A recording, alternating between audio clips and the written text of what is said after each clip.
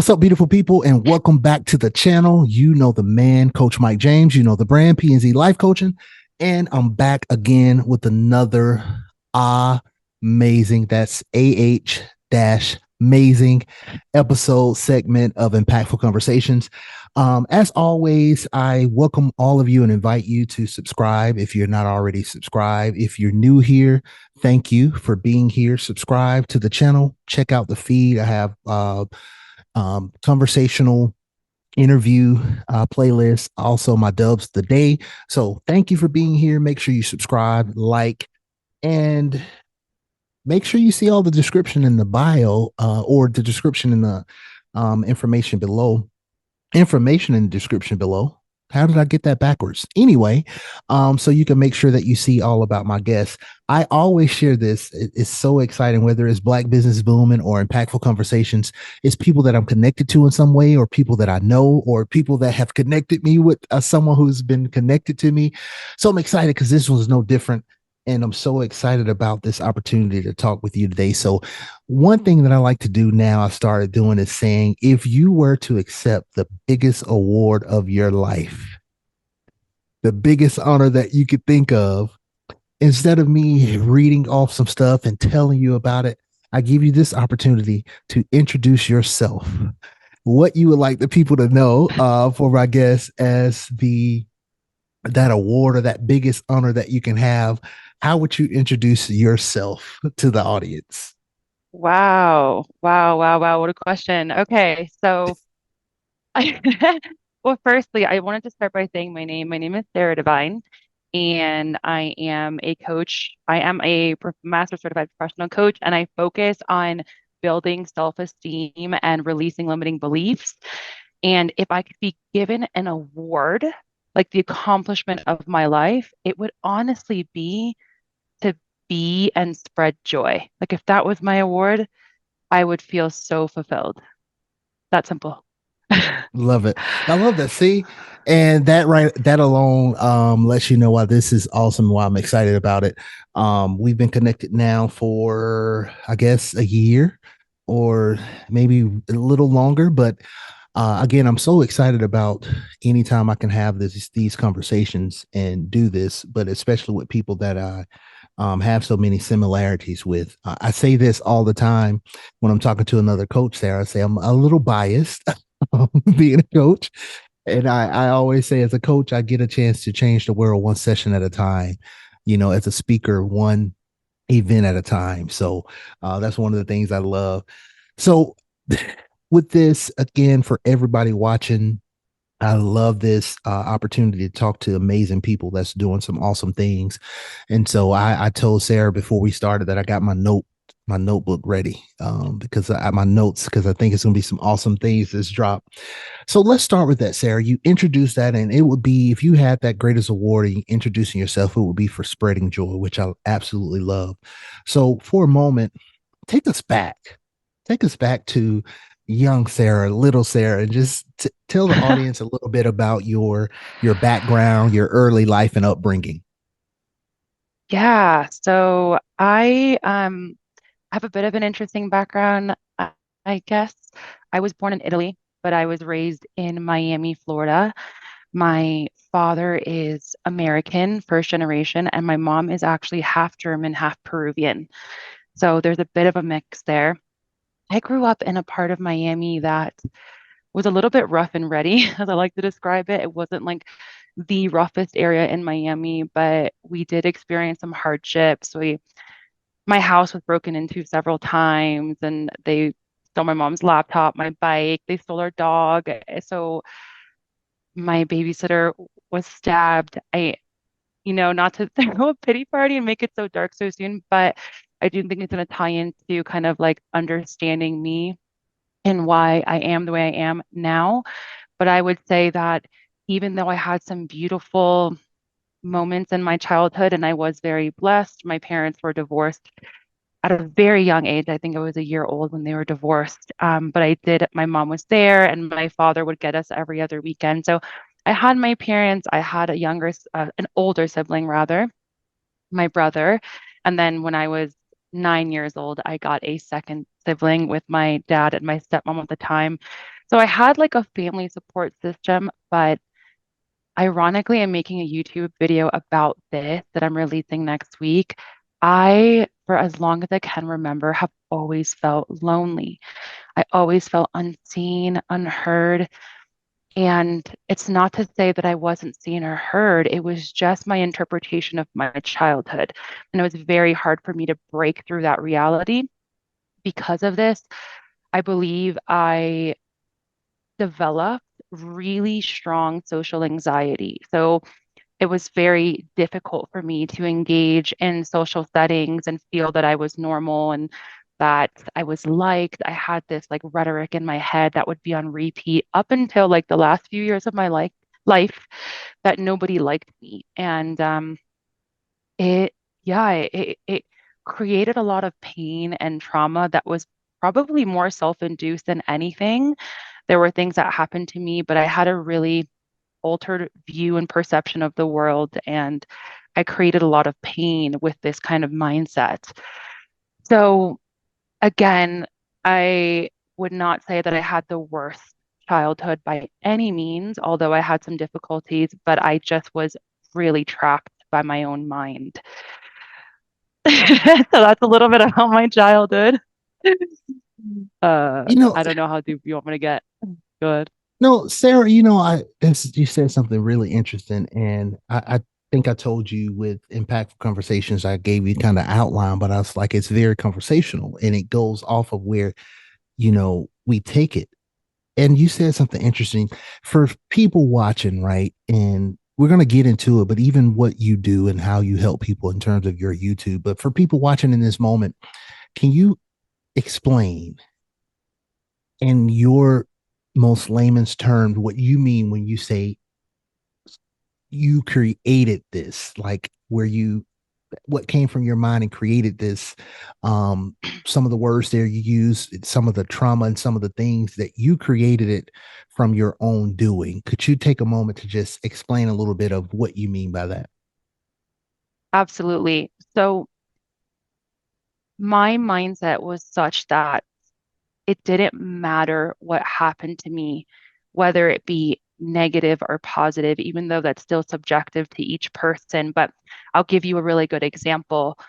Um, I like my eighth birthday, I had a birthday party and it had a phenomenal turnout. Pretty much everyone I invited came for my birthday and they wished me well and they gave me cards. But if one person said something to me that I took as a criticism, can't remember precisely what someone had said at my birthday, but they made a passing remark that I found as a criticism to me, I would then spiral and believe that actually no one liked me and everyone was here at my birthday because they felt sorry for me.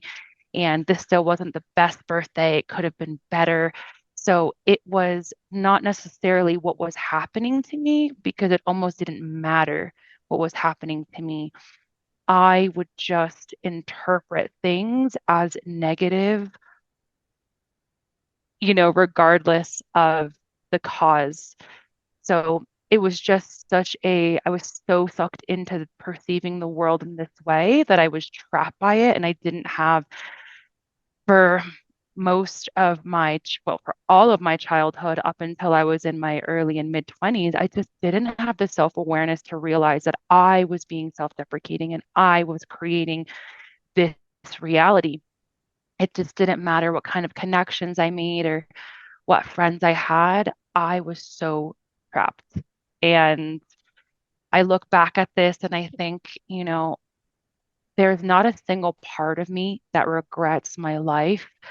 I was just saying the other day to a friend that I think that because I had such a difficult time for most of my life, I think that now the tables have turned and for the rest of my life it's going to be so much better because that's what I believe. Like I genuinely believe that to my core. And I know that I have the capability, the mindset, the awareness, the know-how to really create the reality I want. And I'm not even going into like woo-woo manifestation. I mean, just on a psychological level, because you can decide how you interpret anything that happens to you. So I'm like, okay, I paid my karmic debt I had a hard life up until I was like 29. Now it's my time to shine. 30s are my prime, and that rhymes, and that was crazy. But I Bars. so I that's kind of what I mean. And I just I believe that I just developed this at such a young age. I actually worked with a hypnotist once to kind of and that kind of shows like how determined I was to really break free from my negative thought patterns. I worked with a hypnotist once. We went way back. Whether this is whether this is what actually happened or not, I'll never know. So just to make that very clear. But what I saw in these sessions was that I, when I was born, December 23rd, 1991, my mom and dad were already on a rough patch. There was some infidelity there, and there was also a lot of alcoholism. Both my parents still kind of have troubles with alcohol. And that was maybe at like the start of it. And so there was infidelity, but they decided to stay together. Then my mom had me. And when she had me, I had always heard this story from my mom that the moment I was born, my dad grabbed my brother and left and went for pizza because I don't know the reason why actually. And what I saw in like these sessions with the hypnotist was that when I was born, I felt unwanted. This is why I say it almost doesn't matter if it's true or not, but this was in some sort of like psychological interpretation that I had. And what I found from these like hypnosis sessions was that that feeling of being unwanted, of like not feeling seen and heard, came at such a young age, like as far as I can remember, even with hypnosis. So doing that work and understanding the why was definitely pivotal to me getting to where I am now. But I will say that like even like digging and diving into my past didn't really like it was part of the process, but it was not the thing that got me to like being a positive person. Sometimes I have like a weird relationship with positive because I know no one really likes like fake positivity, right? But like being to more of an objective person, like life Mm. is, it's not bad, it's not necessarily good, it is. And then I decide what I want to do with what is. Do I want to say it's positive? Do I want to say it's negative? Do I want to laugh at it? Do I want to feel my emotions and cry and get angry and then move on? I like to describe that now my bounce back rate is like really high.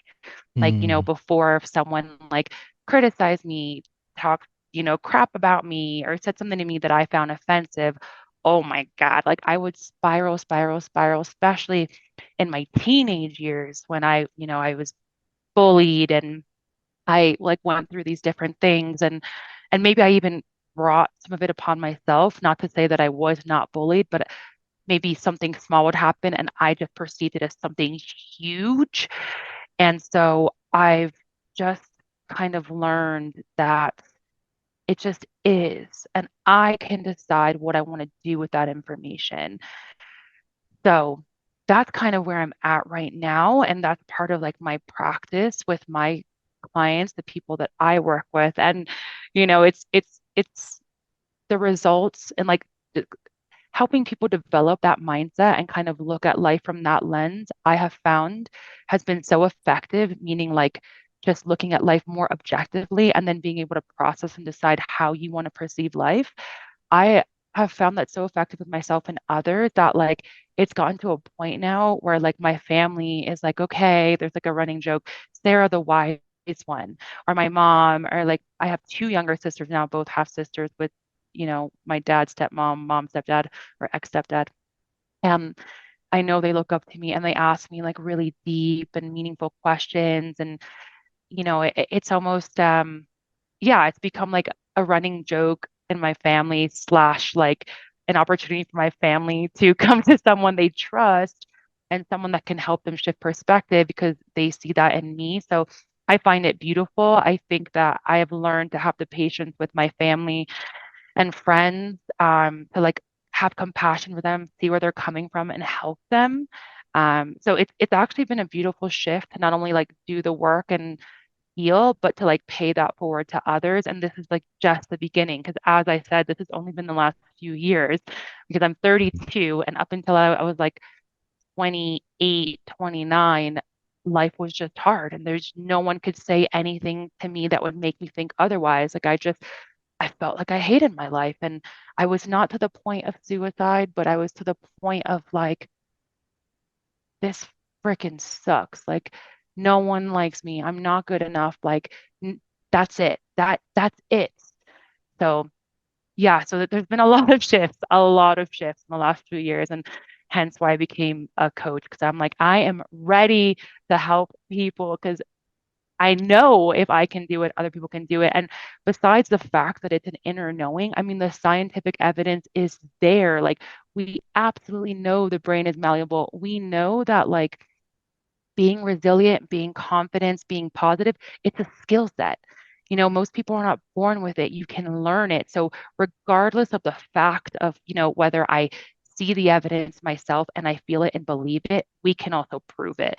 So now I'm like, let's freaking do this. I'm going to help as many people as I can because it feels so good. I love Okay, I that. just spoke a lot. No, that you know what? I'll sip my tea on that because that will. I'm so glad I asked that question, Sarah. I told you like the flow, right? I give an outline of what the conversation will look like, but it's the flow. And I'm so glad I asked that question because that is exactly what I thought and wanted to come out. Because just as you said that, where when I asked you about what do you mean by your mindset created so much of this, right? I feel like so many people can relate to that, right? The people watching and the people who go through or may still be stuck in that mindset, right? At 40, 50, 60 years old of like, whoa. And now maybe you at 32 gives some inclination to a 55-year-old of like, oh my goodness, that's the exact same way I felt. And I didn't know that it was possible. So that choice, right? I feel like awareness is number one of what's there. Like I love how you said that. It's so true. It is what it is, right? It's just we always want to put a descriptor or something or make something a thing. We want to be definite with it. But good, bad, and different is just that. So now it's the choice after that awareness of how am I going to look at this and what do I choose to do with it? So that was beautiful. If you would have kept talking another 5 minutes, I was just like, yes, because it's really and Sarah, I don't know if you feel this way, but I feel like sometimes you want to say this. However, it's not simple to get there, but it could be so simple in terms of the mindset and how we approach life, with the tenacity to really be, like you said, here's another word as I talked about descriptors, but be positive. And I love how even you shifted that and said objective, just objective, like what works for you.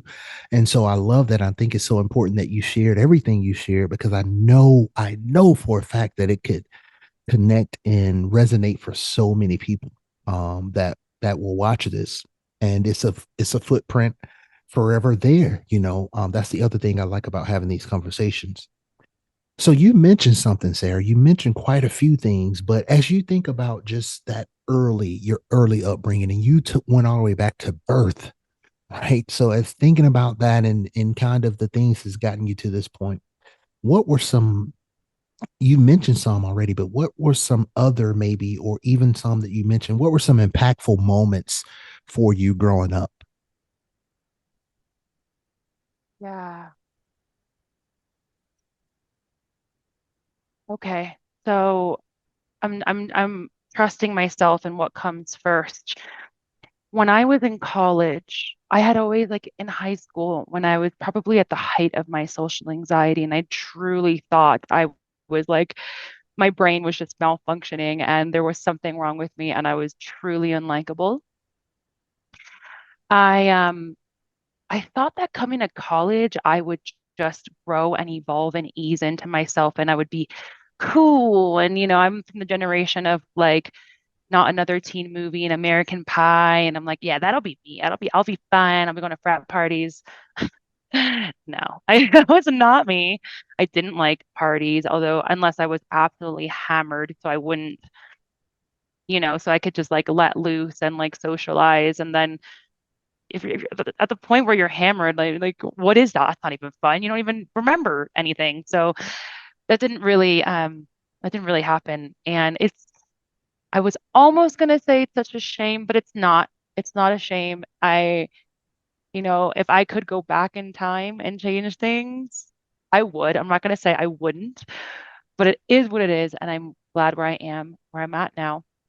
But I went to a university where it was located like right close to the beach, and it was beautiful, but I didn't have the confidence to be in a bikini, to like ask friends to go to the beach. So I used to go to the beach for myself in a really secluded beach. And yeah, sometimes I look back and I wish I could have gotten more from that experience. But anyway, I ended up getting into a relationship with someone, and they were in the military and they were stationed in Texas, and I was living in Florida, and they were at such a rank where they really couldn't live off the military base unless, they were married.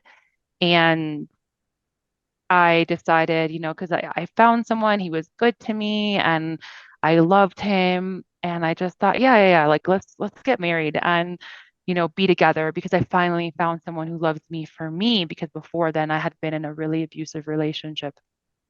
So he flew to Florida. We went to the courthouse and, signed our marriage license, and we were like legally married. And then he was able to move off the military base. And then I moved to Texas and lived with him in an apartment. And immediately I knew that I had made a mistake. But even though I had that inner knowing, I was just like creating this like dialogue in my head of like, trying to reassure myself, no, Sarah, like you did the right thing. This guy treats you right. Like he loves you. You're seen, you're heard. He would do anything for you. Because in fairness, he treated me so well. He was a beautiful, beautiful soul. So when I moved to Texas, I had one semester left in college, and I was again living in Florida. So I moved all my classes for that semester online, and then that way I could finish that semester in Texas. Well, lo and behold, I had applied for a scholarship many months earlier to study abroad, and I found out when I was in Texas that I got it, and that I they were going to pay me to study in Ireland. And I was like, oh my God. So I told my husband, I said, hey, I got the scholarship. I can study in Ireland. We had just moved in together for like 1 month, and or less than a month at that point. And I asked if would he feel comfortable if I went to Ireland? And he said, absolutely. Don't worry about it. Just go. Again, great guy. So I left to Ireland for 2.5 months, and my jaw dropped to the floor. I was absolutely enamored by Ireland. I felt free. I felt myself because I was already different by being an American. So Irish people found me interesting at first, or at least so that's how I had perceived it. And I just thought, I can't get married. And it's like the first time I realized I I think I need adventure in my life. Like I need to like follow my heart. And my heart is telling me that I need to move to Ireland. So that was a pivotal moment for me, because it was the first time I really did something for me and I listened to that really strong intuitive hit. And this is important because I had a lot to sacrifice moving to Ireland, because clearly my husband could not move to Ireland. My husband at the time could not move to Ireland because he was in the military. He's contracted to the military. So that would mean that I would have to go back to the States, end my marriage that I just started, move to Ireland where I knew nobody. I also didn't even understand how I had a German passport because my mom is half German, has half Peruvian, as I said earlier. So I was able to legally live within the EU, but the amount of work, mental and physical, that had to go in to me moving to Ireland was astronomical. It was huge. All the things, like I had to break someone's heart to their core. I had to again move all my stuff. Where was I going to live? Who was I going to live with? How was I going to afford it? We've all, if anyone is here in college, or for those who've been in college, or just doesn't even matter about college, that time in your life when you're 22, 23, you don't have Yeah. money. Most of us don't have money. So there were so many things that were unknown. I had no idea how I was going to do it, but I was like, I have to do it. This is like a soul calling or a calling, whatever you want to call it. So I did. So I flew back to Ireland, to Texas from Ireland, and I waited a week because I had to muster the courage. And I told my husband came home for work from work, and I said, I want to move to Ireland, and I think we need to get divorced. I'm gonna cry. So yeah, he didn't take that very well, obviously. And we decided to go to marriage counseling. And we went, and it's not a, I'm not in pain by getting emotional here. It was just anyone here that's been married and or in a serious relationship, and you are the one initiating the breakup to someone you care about so deeply, and you don't want to hurt them. Oh, that pain, I can still feel it, you know? So anyway, we went to marriage counseling for a few weeks because he really wanted to make it work. And the very last session we had at the marriage counselor said to us, I actually don't know what to tell you. It looks like she's made up her mind. So I had. He tried convincing me pretty much every day if I could stay, and my answer was always the same. It was no. And it was March 12th, 2015, I believe. And I, yeah, I got rid of most of my things, packed my stuff. I had made a friend in Ireland when I was there, but I barely knew him. But he's like, you can come stay with me until you find your own place. And that's what I did. And I ended up living in Ireland for almost 6 years. So that was a very impactful moment because it was the first time that I realized there is an intuition there. There is like an inner compass guiding me. And it, even though there is a tremendous amount of fear behind making such a huge decision, but a decision that I know was in alignment with what I really wanted, it was worth it was worth it. And I will say, my ex-husband now is remarried with a child, and he is so incredibly happy, and we're on very good terms. So letting him go also was like like almost a selfless thing to do. I think the act, it's like a balance of selfish and selfless because I did make a selfish choice, but it in the end made him happier because now he's with someone who does want to settle and grow a family and live that kind of life.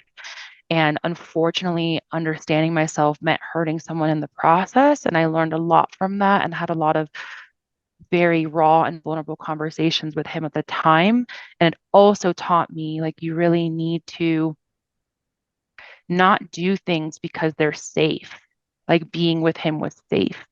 And I wanted to, going forward, any relationship that was in, I wanted a balance of like not toxic, like the ex before that, not safe, like my ex-husband, just something I genuinely, from the bottom of my heart, wanted to pursue. So there were several themes and lessons that came out of that.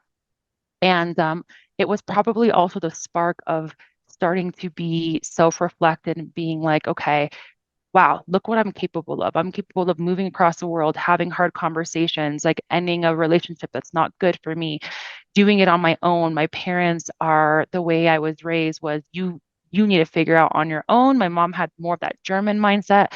My dad is an ex-veteran. He's also like, you got to figure it out. So I God bless them for raising me that way because I'm hyper independent. Maybe sometimes it's also imbalanced and it's something that I still actively work on, but I was able to do everything completely autonomously.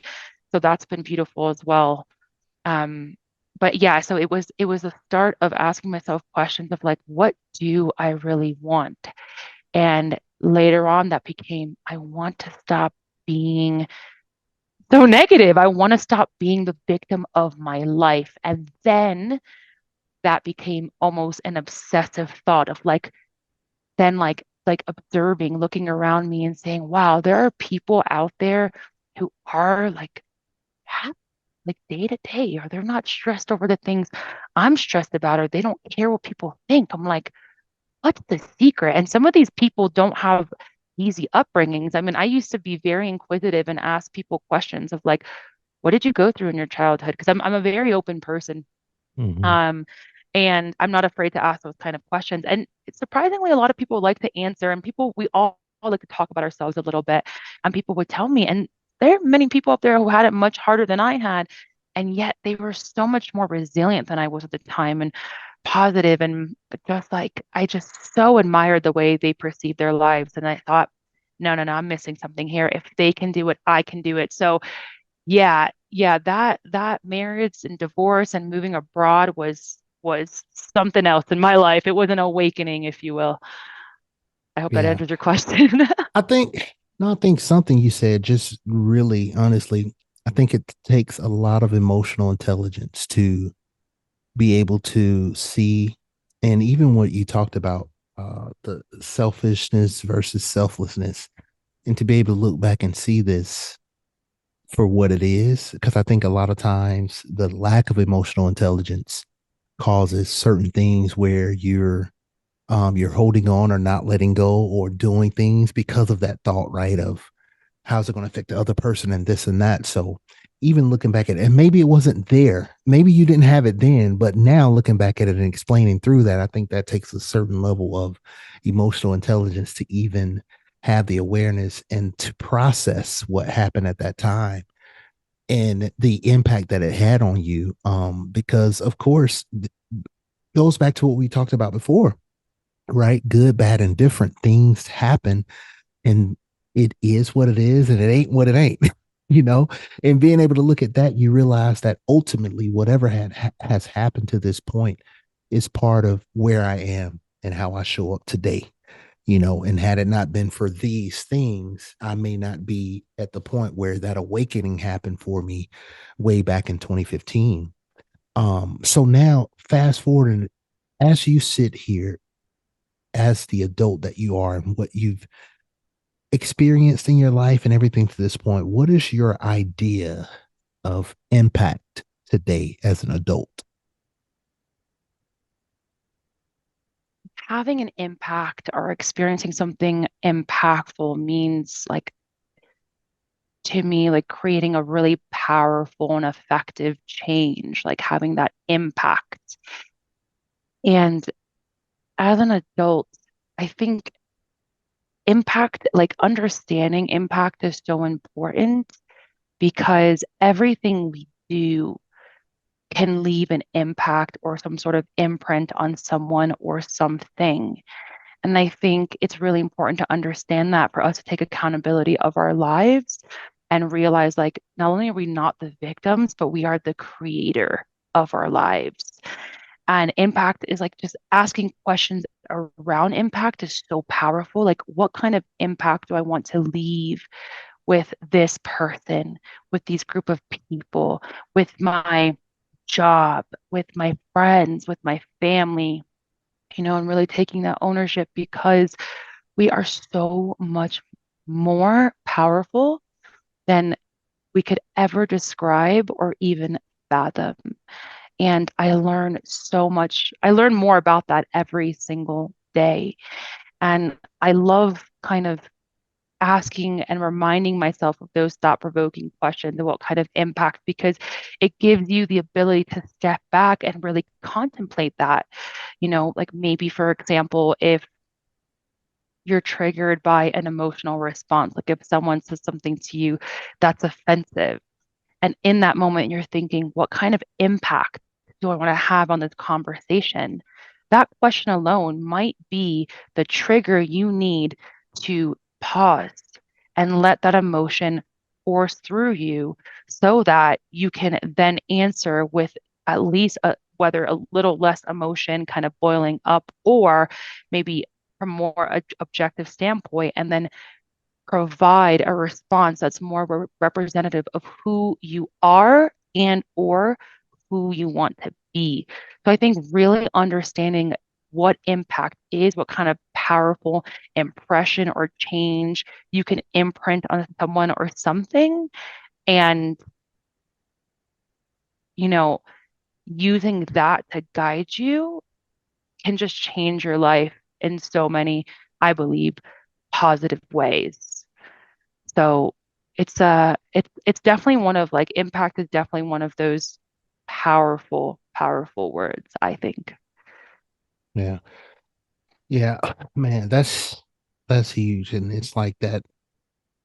I think lasting change a lot of times is that thing that we don't get to, but I think it starts with that mindset that we talked about. And I love how you said not the victim, but the creator of our lives. That alone can be a shift for so many people. Like, yes, this happened to me, but I don't have to let it victimize me. I can create what I want to see moving forward based off of this and actually processing it, not ignoring it or pushing it on the rug, under the rug, but sitting with it and seeing now what can I create based off of what has happened.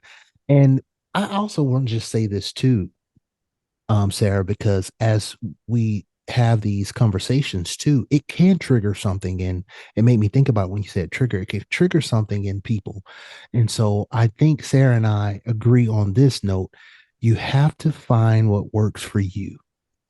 In no way am I saying, and I don't think Sarah's saying that all situations are the same and it's just, oh, change the way you think and it's going to fix everything. No, you have to get the help that you need. Um, but the most important thing is, what do you want to see? You have to start with that question of what do you want to see for yourself? Because whether you're getting professional help, whether it be a therapist, a coach, a mentor, whether you go at other routes, a whatever it is, the awareness has to come first from what do I want? Like, what is the issue and what do I want to see? What is Mm. the opposite of where I am now? And what do I want to see? So that was Um, huge when you talked about the impact. you saying that kind of reminded me of something you said earlier that I held on to for a bit, and it was, sometimes these things are really simple and they can be like it's so simple to say, okay, let your like breathe through or pause when you're having an emotional response and then come from an objective place. But the discernment between simple and easy is absolutely enormous. There is, I mean, no matter what angle you look at it, whether you look at it from the angle of a coach, a scientist, a spiritual person, the ego, the mind is so set in its ways. And when you want to become a different person, change aspects of yourself, improve your mindset, there is going to be resistance there. And I don't like to speak in absolutes, but it's almost guaranteed. I think that there's always a possibility to instantaneously change something or, grow or move out of something. There, people have epiphanies, awakenings, whatever you want to call it. However, I think most of the time, and for most of us, it will take dedication. So Mm, there's also an element of like not giving up on yourself. And I would say, like, something that I say with my clients is trusting the process. And how you trust the process is not just by listening to me, reading a book, or just like, blatantly trusting, although that does work for some people. Sometimes the trust comes from just like looking within yourself and asking yourself, am I capable? Like, can I do this? And, really digging deep into those kind of thought-provoking questions of like what you really want and do you trust yourself to get there? Why or why not? And eventually you'll start to find that you really are capable of achieving anything you want. Another thing that is effective, that's been effective for me and others that I know as well, is like when you look for the evidence, you'll find it. So, an example I gave earlier was when I was meeting and observing other people who had the qualities that I wanted to embrace or learn to have, or they just lived their life in a way that I so admired. I would study them, ask them questions. I'd go on YouTube and listen to people speak about these topics. Like a big one was not caring what people think. Like I never, like for most of my life, Mike, I never thought I would be able to develop the ability to not care what people think. Like I just was like, that is innately part of my identity and mm, it cannot be shifted. And I would say arguably that that is probably one of the most common themes I come across with people I work with and just people in general. And man, and then when I got to a point in my life where I was like, I like my social anxiety just wasn't going away. I was in my mid 20s. I was just like someone that would say the smallest thing, and I was so triggered. I was like one day, ironically, what really was like the aha moment for me was I was reading about my horoscope sign. I'm a woman. We do that sometimes. And I'm not that into horoscopes. I don't know much about them, but I have the curiosity. I do have the curiosity to read, if I see something on Instagram or if someone tells me something. And my partner's mother is like an astrologist and she's very much into this space. And she had this book lying around in her house, and I was there and I picked it up and I read about my sign, and it said, generally people, and it was very specific. It was, I'm a Capricorn, and it's not down to the time, like the Capricorn season.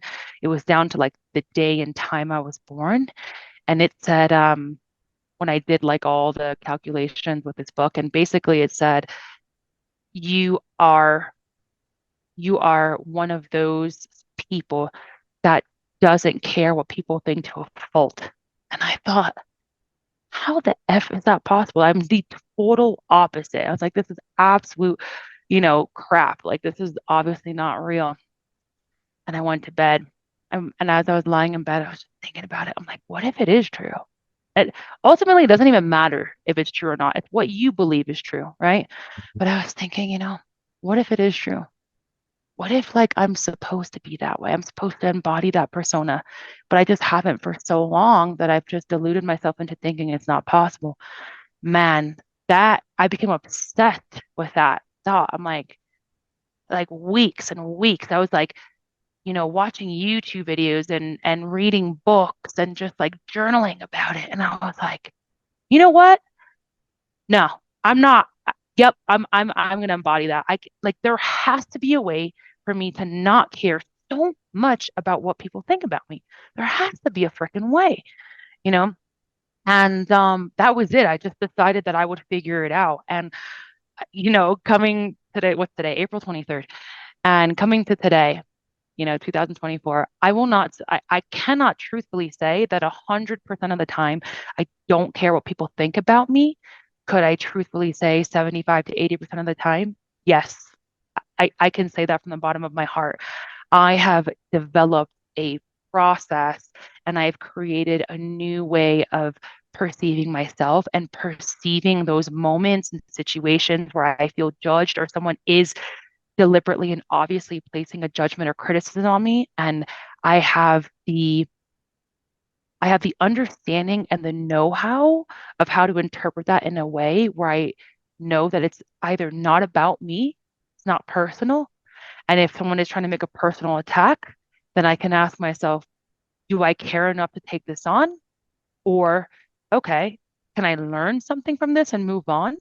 And there's a few other things I do. I think about just how we're like here on this world for a blip, you know, compared to Mm-hmm. like the history of the world, and then we die. And that's our humanness. We are here for a certain amount of time and then we die. And I'm like, do I really, really, really want to care about this right now? And so I have like these series of questions that I go through and I ask myself. And it's so interesting. Like when you ask yourself questions, like when you ask, when you're presenting questions to the ego, it'll often get confused because so much of our insecurities and fears are based on illusion. So sometimes it can't even figure out the answer. So you'll get the obvious answer, right? So let's say someone comes up to you and says, "You're freaking ugly." And you're like, "Oh my God." And maybe you already have that insecurity inside you, right? And you already feel ugly. And then, you ask her and they walk away. And now you can do your series of questions and you can say, why? Like, why does this matter to me? And your ego will start, right? And I'll say, well, because, you know, I do feel ugly and I am ugly. It's like, is that true? Well, yeah, it's true. How do I know this is true? Well, I mean, I look in the mirror. Well, what I'm perceiving is wrong? And what if it's just been a way of how I've been thinking most of my life and I'm not actually ugly? Well, but you are. Like, I mean, that's how you've been feeling most of your life, and and the ego will try to find evidence, right? And that's how the mind works. Like we have again all the scientific studies on this, and there's so many books that have been published about the ego. But so it always try to find the evidence, but if you keep asking it, it will get confused, and it's so powerful. Like, and again, simple, not easy, but with time, you'll start to see a shift, and things will start to change. And you ask the ego, like, okay, well, what if I only feel ugly like when I don't brush my hair, but when I brush, if I brush my hair, I feel pretty. And they go like, well, and I'm even starting to get confused on how to answer that because the ego, it it it will get the obvious things, but when you dig deeper and deeper, and this is why so many therapists like talk about the power of journaling because you can do this out loud, but there's just something that's really effective about writing it down, reading it back, and like bringing it to life and kind of seeing it for what it is. So some people don't like journaling. I'm not a big journaler myself. I have actually the last month or two, 2 months. Um, there's been a shift and I've been journaling a lot more because I've been really seeing the power in it. But I also like to embrace the rubber ducky effect of just saying something out loud to your rubber ducky or Hmm. whatever, just saying it out loud and then like questioning it. It's so much better. Just speaking out loud is better than being in your head. And then writing, in my opinion, is better than speaking out loud, but choose and like dig into the deep of it and you will start to get confused and see it for what it is. And it's a it's a practice. It's a practice and Yeah, developing any skill, whether it's like positive thinking, I'd like shift like a new identity, whatever it is, it's like the skill of like, learning a new language or a new way how to write or learning a new sport. It literally takes time. So I was yeah. just You focusing on what you you said know, there. oh, this what you said too. You talked about. I love that because that could be the billboard, right? Simple does not mean easy, and I think a lot of times what gets us and bogs us down more is the easy, even though it hurts, even though it pains me. If I'm a negative person, or if I'm dealing with whatever, or if I take things and it affects me in a way where I can't function on day to day, right? As hard as that is for my life, it's easier for me to be here instead of doing the work to get out of it. And so, like you said, that skill, right? It's so funny. You said so much stuff. I don't want to go through all, so much where I'm like, we relate on so many things. I used to always say this, Sarah, before about 2014, 2015, like journaling, oh, whatever, blah, blah, blah, and all this, like, whatever. And I say the same thing you just said. I'm not telling you it's the best or that you should do it, but it's something about writing it down and having record of it. And you come back to it and read it and you think a few things like, wait, what was I thinking? What was going on April 23rd, 2024? Where was my mindset? Wow, that doesn't even make sense to me now. Or it's like, wow, this challenge is nothing now. Or this is something I'm still working on.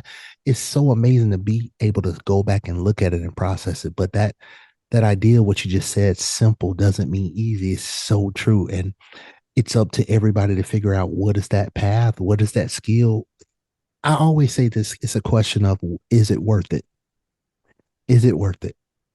What you want on the other side of what you're going through, is it worth the work that it's going to take for you to get out of it? And if that answer is yes, start. It's like life is like Nike, just do it. Start somewhere, not that you're going to be perfect. So I love that. Simple doesn't mean easy. Wow. I'm gonna have to think on that even more because that's so powerful. And I thought about even some writings on that thought and even a video. So when you think about that, right, and everything that you've gone through in your journey to this point, what what is your idea or your thought of what community means to you? And community. It's, I think we are such social creatures, and community, I think, is part of what makes most of us feel whole. Community is togetherness. It's it's an understanding of one another. And when I hear the word community, I think compassion. And I'll tell you why, because when you are part of a community, you know, actually, let me take a step back here. When you have a friend or a group of friends and they do something wrong, but you love this friend or these group of friends so deeply, you see past their flaws. It reminds me of like a Jiffy I saw, or a Jiffy, not a Jiffy, a Instagram I don't reel I know. saw. I think I want to change it. If you were thinking GIF, I think I want to change it to Jiffy because that sounds way cooler. By the way, I use Jiffy's the software I use. It's all, yeah, my mind's just, I have lots of ideas. But I saw this Instagram reel and it was like, it was like when, and it was about, it was two women. And it's like when your girl best friend calls you and tells you that, like, this guy, and she starts the conversation by being like, this guy, you know what he said to me? And immediately your friend is like, I don't know what he said, but I got you, girl. Like, it's like we have each other's back no matter what. Like, even if your friend's in the fault. And that's kind of like, it's actually, in a way, it can be a beautiful thing. There, use your discernment here, but it can be a beautiful thing. And when I think about community, I think about compassion because when you build a community, when you build togetherness with a person or a group of people, you tend to start to love them for who they are and have compassion for them and accept their flaws and or understand their flaws. And I think that sadly we see less of that now. And there's a lot of evidence to show that. I think that I have mixed feelings about social media. I do think it can be leveraged in a really beautiful way and it helps people stay in touch. And God, I mean, there's influencers and forget influencers, just people in general who have made friends on social media and through the internet. And some of these friends are forever friends. Like I genuinely have or know a person. I have a friend that has met most of his soccer friends online and they decided they met in person, they kept their friendship over the years, and now they all live in the same neighborhood. It's like a crazy story. And they met online, and that's beautiful. So I think being part of community can make you feel heard and seen. It doesn't have to. It's not like these things are not mutually exclusive. There's other ways to do that. But that togetherness makes you, it's like part of, in my opinion, what the human experience is. I hope this is not triggering for someone because I know what it's like to feel isolated and maybe to not feel understood by others. And I know for me, when I used to hear the word community when I was not in a good place, when I was in a dark place in my life, that was actually a triggering word because I didn't feel like I was part of a community. I didn't think I knew how, and I didn't think I could ever be. So that was very hard for me. And again, I really want to emphasize the fact that we really, really do have the ability to look at ourselves and our life differently and to make real monumental change. And part of that can be if you don't have a community and you don't even know where to begin, just kind of.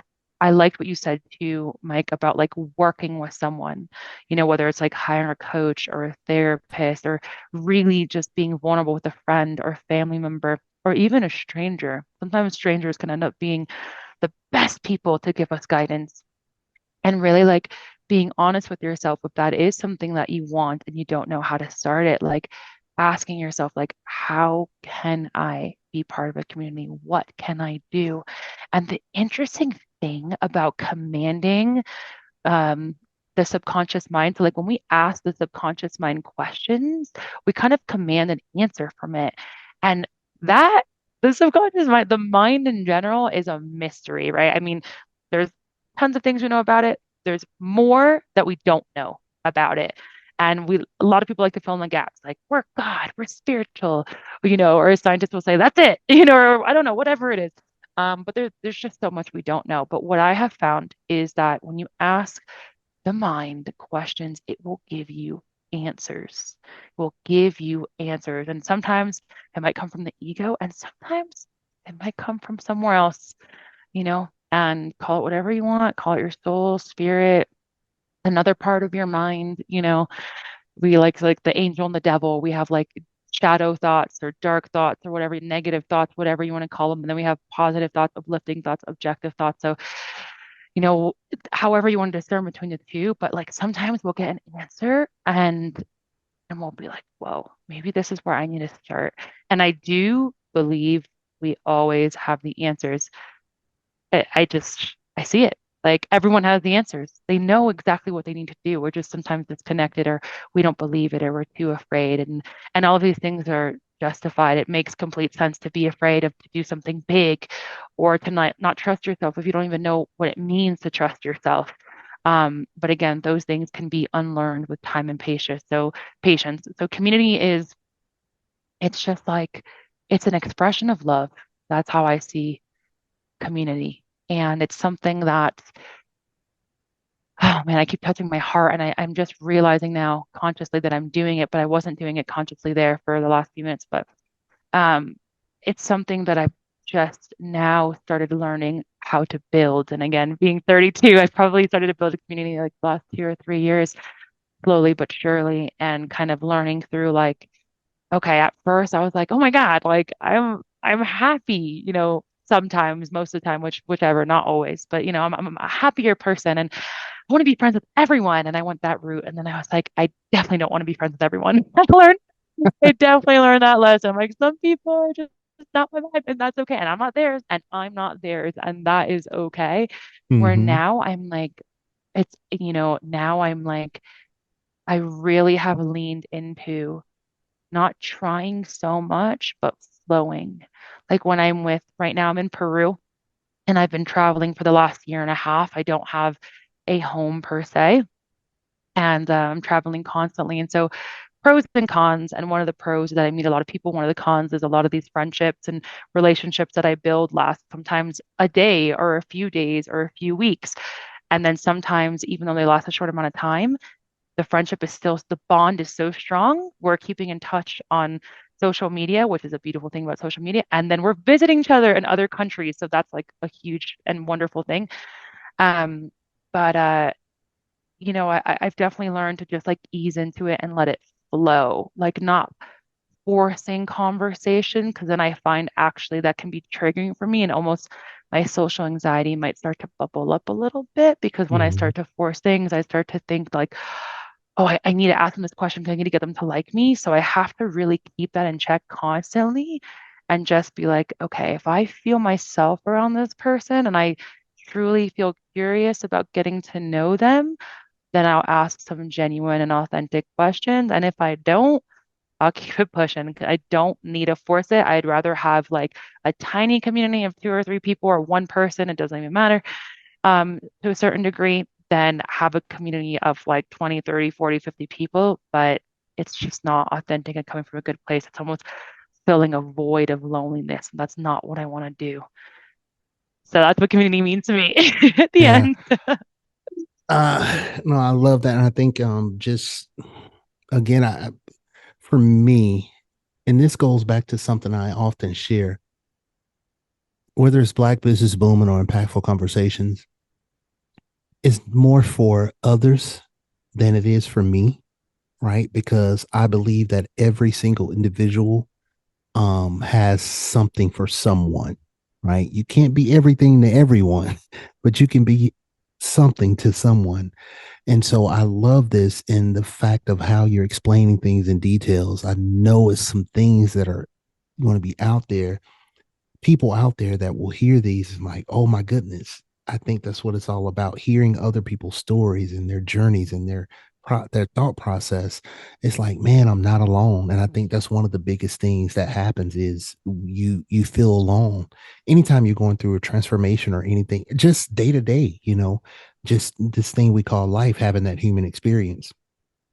So Sarah, you're a coach, you're helping people with their mindset, and you do that on a daily basis. But one of the things that really, I guess, reconnected me to with you is I think maybe your first YouTube video or longer form YouTube videos. And I want you to take a moment and just talk about, I call it the thing that you're doing.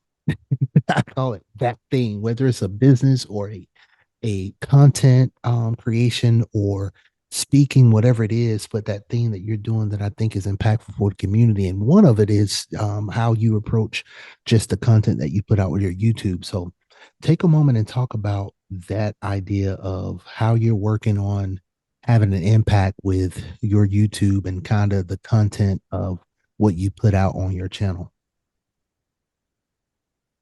Yeah, so I am going to get a little bit more esoteric now and talk about things that cannot necessarily be explained, but I'll do my best. The YouTube, I feel, was not necessarily my idea. Um, I was having dreams about, this is like a little vulnerable for me, but I was having dreams about like angels and spirit coming down to me and telling me to create a YouTube channel. And I don't really talk about that. I think this is the first time I've actually ever said that out loud because it just sounds, I know what it sounds like, but that was my experience. It doesn't matter if that's real. It doesn't, it doesn't matter in a way what I believe or, you know, it just became an idea that came from my dreams and then I couldn't stop thinking about it. And starting YouTube was very vulnerable for me because those ideas started coming when I was 28. And although that was like the start of me starting to gain like that self-confidence and like really start to like shed old patterns and old identities of myself, I still did not have a healthy relationship with social media. I was very scared of putting myself out there because I know like the criticism that is possible when you put yourself out there on social media. I sometimes when I'm on Instagram, I follow like a lot of like uplifting motivational pages that are cheesy, but I love it. I love cheesy things. And sometimes I'll read a quote or I'll see a thing and I'm like, man, that's freaking, yeah, I love that. I'm so inspired by it.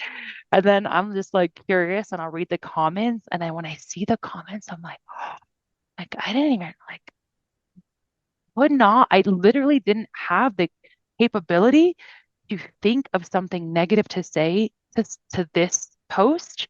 And like the first 10 comments with the most upvotes are like, wow, like the criticism and the negativity is something that I couldn't have even fathomed. So I was like, man, do I really want to put myself out there? And, and for people to kind of pick at me and maybe poke at my, you know, whatever it's like, whether what I'm saying or like my physical features, like some sort of insecurity, because I do want to say that it's not that I don't have insecurities. Like, of course I have insecurities, but I just like, I repeatedly like and often successfully detach from them or let them go or rather accept them. So letting go and acceptance I almost use synonymously.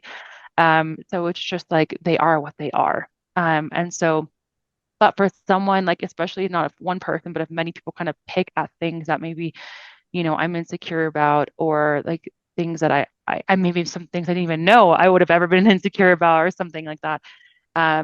It was just such a vulnerable experience. But when I finally decided to do it, and Mike, you were kind of aware, you were with me in the beginning of this process. I cried. You and I had like a little session, and I immediately cried. He asked me one question, and I first, um, I knew that going in, I wanted to be the person that I had always wanted to see on YouTube, and I have seen YouTubers that are this way, which I'll get into right now. But I just wanted to go in really authentic, like no BS. These are the things that I've done to improve, like this or that, or these are my recommendations, or this is my story. Maybe it's not about things, advice or like practices or tips or whatever.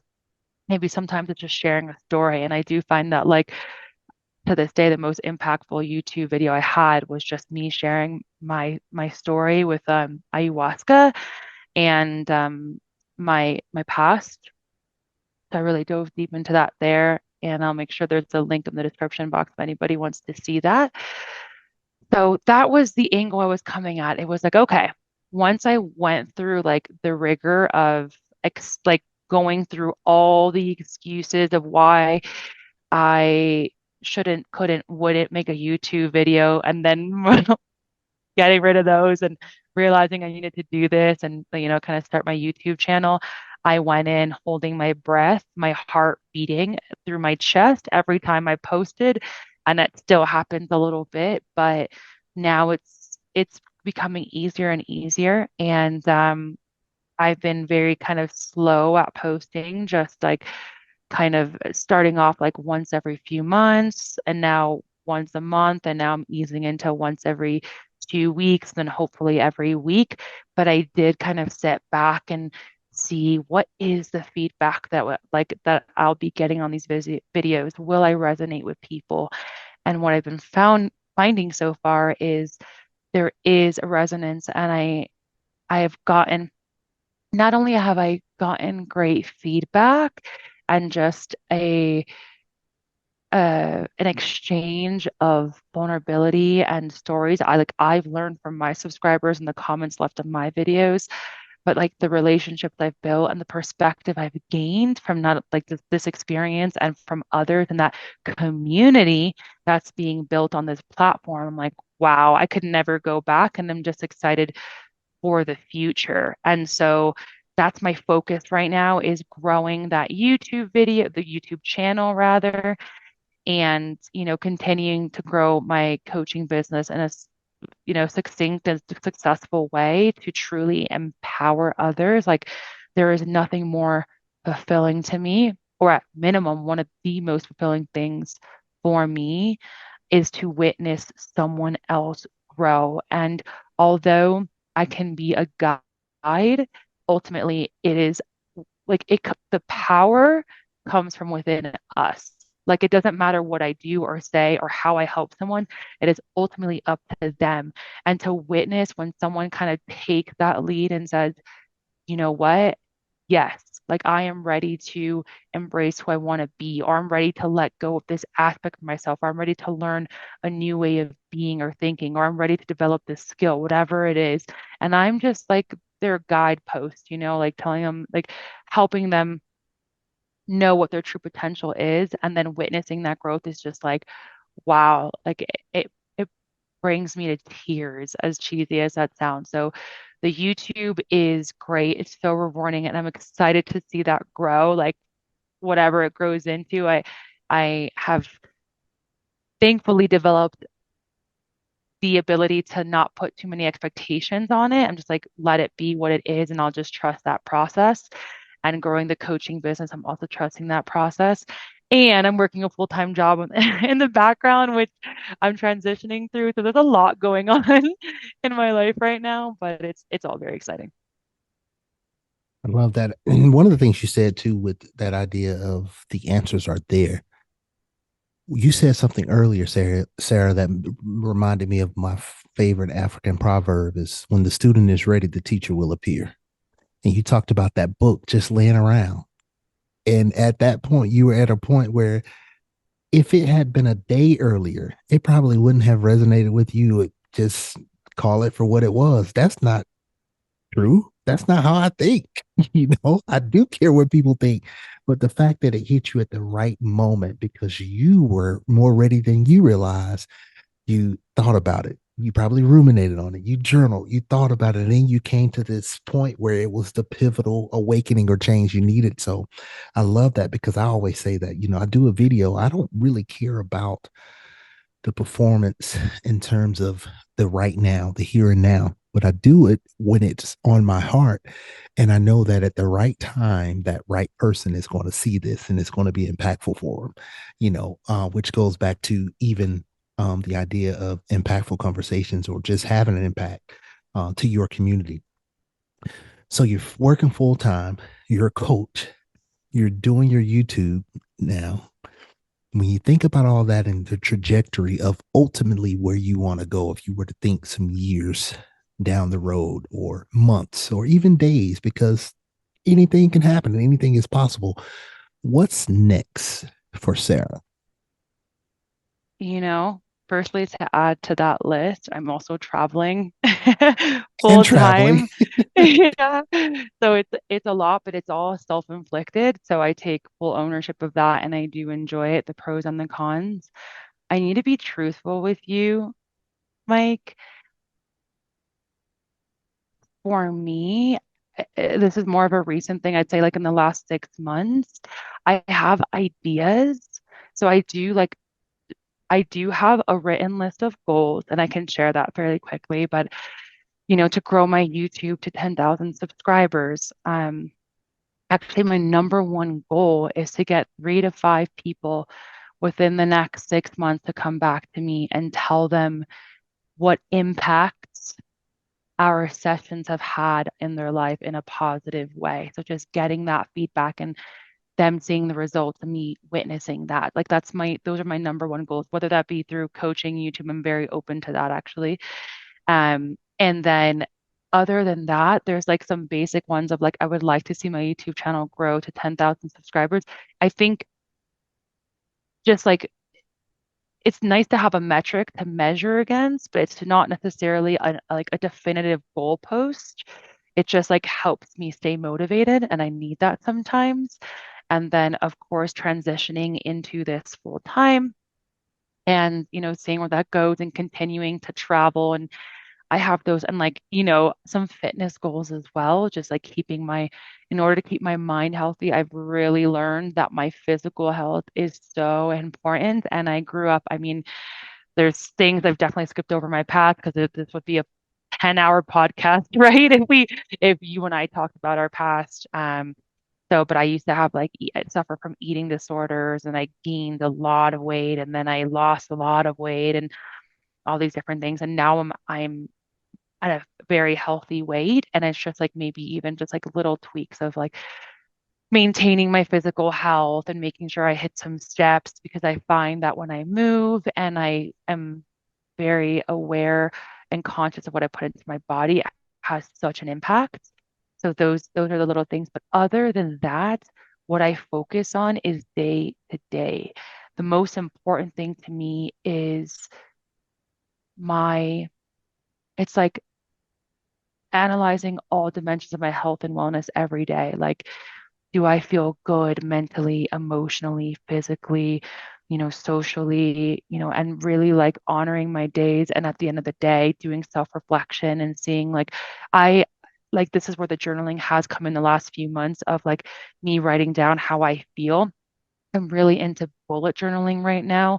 So instead of like writing a whole novel or a journal entry, especially if I'm in like a state of mind where I don't have the mental capacity to like write a whole journal entry of like my day, I'll bullet and give myself like a quick update of like, I felt good because of this, or I overate and had 3 slices of cake or whatever it is. So I can kind of like track that and measure it. And I actually even I have a spreadsheet that I use to keep track of like my health and that's how I like to look at my life. I find that if I think too far ahead and I think, okay, like I need to like be a full-time coach by November and I need to, I must have 10,000 subscribers by, this date next year. Otherwise, like I get too attached to the outcome and it's a little triggering for me. Mind you, for some people, and this is where you were saying like earlier of how, it's like a different strokes for different folks. What works for one person doesn't work for the other. And that's really important to know who you are and what works best for you. Like there's a lot of people I work with where they love tracking their progress. And for them, having that goalpost and being very affirmative on it is like their mind is wired in a way where they're like, yes, I love it. And they get like that high off of it. For me, I get a little too sucked into it. And if I'm not hitting it, then I'm just like, oh man, like, why? What did I do today? Oh, today I didn't, do what I was supposed to do because I went for a walk, but maybe I needed that walk. So it's more just a self-reflection journey of like, what was my day like today? Pros and cons, what can be improved?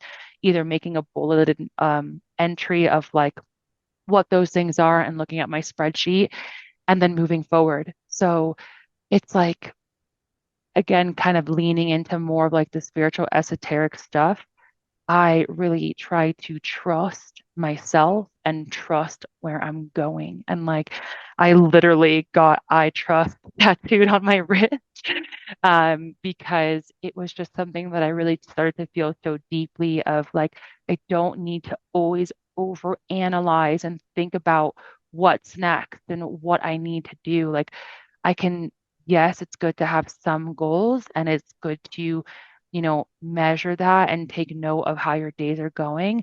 But then sometimes for me, it's best to just trust that everything is working out in a divine way and using my discernment where, like, if I am in a rut for a few days in a row, then maybe like looking at that and saying, okay, now what's going on here, like because there's a balance between trust and then doing nothing. Like there has to be some action. I think action leads to clarity, but if I'm like inactive for a few days, I'm not in a good mental headspace, then I know that like, okay, something's up and like something really does have to change here. And I have a good balance between that. um I hope that made sense, but yeah, I'm more of a day-to-day person in general. Definitely. And I think that's the beautiful thing about realizing and having awareness around who you are and how you operate and what works for you, right? Because again, so many similarities because I know in the profession that I'm in, right, as a coach and a speaker, that it's important to be able to explain to people how you do that, how you set smart goals and how you set goals for yourself, but at the same time, realizing how you operate best. And for me, just like you said, I'm more interested in the day to day. I'm one I've always said around New Year's, January 1st, I don't like New Year's resolutions because it's like a sign to me that hey, you ain't doing what you're supposed to been doing anyway. So, how about a reflection on what you want to work on and improve, like day to day? What can I do better tomorrow? Right? What happened today? What can I Yeah, do better tomorrow? Instead of 6 months, like I don't even know if I'm here in 6 months, but what I do know is the here and now is a gift. The greatest gift is the present. And so let me capitalize on it. Oh, I love it so I much. love Sarah, that. I love listen, that. I so appreciate you and your time and this. And it's so funny, y'all. Y'all are watching this interview, but we had a conversation just as impactful. Like what was it? I guess a week or so ago, Yeah. where we just talked and we're excited about the prospect of having this conversation.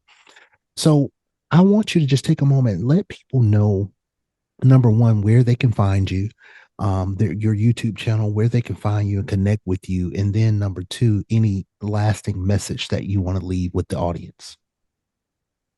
Yes, yes. So where you can find me, the best way right now is on YouTube. My YouTube channel is called Feeling Divine, and Divine is my surname, so it's a play on words. My email is also on my YouTube channel. I do have an Instagram. It's my personal Instagram. It's there, and you can follow it if you want and reach out to me there. And I do actually get quite a few people that reach out to me on Instagram that find me on YouTube. And we kind of develop a relationship there and we work together and kind of move outside of Instagram after that. I am working on creating a new Instagram dedicated just to my coaching practice, and that will be up and live in the next few weeks. And you'll see that also linked on my YouTube. So again, YouTube is my source of truth. I know that'll be in the description box. And then the email if you want to find it in YouTube. And so to answer your second question, the thing that I want to leave everyone or anyone listening here with is this. What I have found to be the most effective thing to overcoming my own limiting beliefs and to stepping into someone that I never could have fathomed I would be and who I'm still learning about and as I'm continuing to grow. So the thing that I found that's most effective for all of that is this. Ask yourself questions always.